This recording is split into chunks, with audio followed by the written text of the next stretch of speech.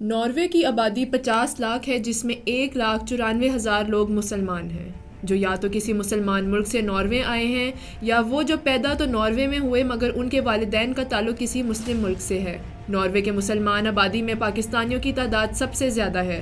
پچھلے 30 برسوں سے پاکستانی ناروے کے سب سے بڑی غیر مغربی اقلیت ہیں۔ ملک بھر میں اس وقت 34,000 پاکستانی آباد ہیں، جن میں سے 23,000 اوسلو میں مقیم ہیں۔ یہاں تک کہ شہر کے ایک علاقے کو لٹل پاکستان یا چھوٹا پاکستان بھی کہا جاتا ہے۔ یہ ایک نئی پیش رفت ہے کہ انتہائی شمالی یورپ کے علاقوں میں اتنی بڑی تعداد میں مسلمان آباد ہوں۔ اس پھلتی پھولتی مسلمان آبادی کے لیے ناروے میں 100 سے زیادہ مساجد ہیں، لیکن اس کے ساتھ ساتھ ملک بھر میں رمضان کے اوقات کے سلسلے میں ایک سنجیدہ بحث بھی جاری ہے، یعنی سحری اور افطار کے اوقات کی پابندی کب اور کیسے کی جائے۔ جوں سورج نکلنے اور ڈھلنے میں وقفہ کم ہوتا جا رہا ہے، یہ بحث زور پکڑتی جا رہی ہے۔ ناروے میں رات کے تقریباً 11 بجے افطار کے بعد نماز اور تراویح پڑھی جاتی ہے، تقریباً 1:30 بجے سحری کی تیاریاں شروع ہو جاتی ہیں، اور یوں وہاں موجود مسلمانوں کو نیند کی کمی جیسے مسائل کا سامنا بھی کرنا پڑتا ہے۔ مختلف مذہبی رہنماؤں نے اس سلسلے میں مختلف تجاویز پیش کی ہیں کہ لمبے دنوں سے کیسے نپٹا جائے۔ اس مسئلے پر بحث سحر و افطار کے لیے قریب کے کسی اسلامی ملک کو معیار بنانے سے لے کر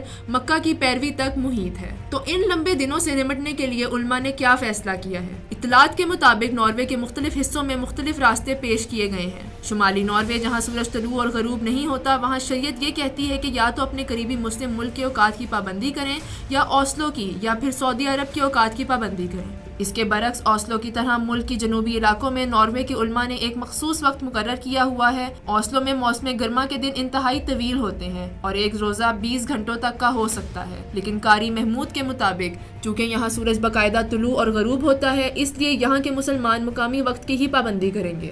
علماء کرام کہتے ہیں کہ اس سوال کا ایک مشہور جواب تو یہی ہے کہ اگر آپ کسی ایسی جگہ ہیں جہاں دن اور رات کے اوقات میں اتنا زیادہ فرق نہ ہو تو آپ کو اپنے قریب ترین مقام کے اوقات کی پیروی کرنی چاہیے جہاں دن رات کے اوقات نارمل ہوں۔ لیکن ناروے میں کچھ لوگ انفرادی طور پر اس تجاویز پر عمل کرتے ہیں، لیکن بطور ارادہ اسے ناروے میں نہ تو کسی مسجد نے قبول کیا ہے اور نہ ہی کسی تنظیم نے۔ لمبے دنوں اور رمضان کے اوقات پر بحث کے باوجود اوسلو کے مسلمان اس سال سورج کی پہلی اور آخری کرن کے مطابق ہی روزے رکھ رہے ہیں۔ علماء کرام کا یہ بھی کہنا ہے چونکہ فقہ میں یہ بحث نہیں ہوئی، اس لیے اجتہاد کی گنجائش ہے۔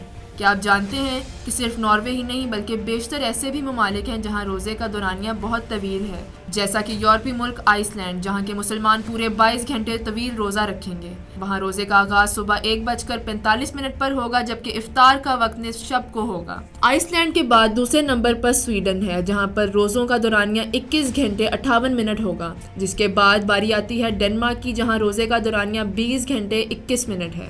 آخر میں اگر ہم ناروے کے صورتحال کا بغور جائزہ لیں اور پھر اپنے پیارے وطن پاکستان پر نظر دہرائیں تو ہمیں معلوم ہوگا کہ اس وطن عزیز کو خدا باری تعالیٰ نے کتنی نعمتوں سے نوازا ہے۔ یہاں موسم سرما ہو یا گرما، بہار ہو یا خزاں، رمضان المبارک میں کبھی بھی اوقات کار کا مسئلہ درپیش نہیں رہا۔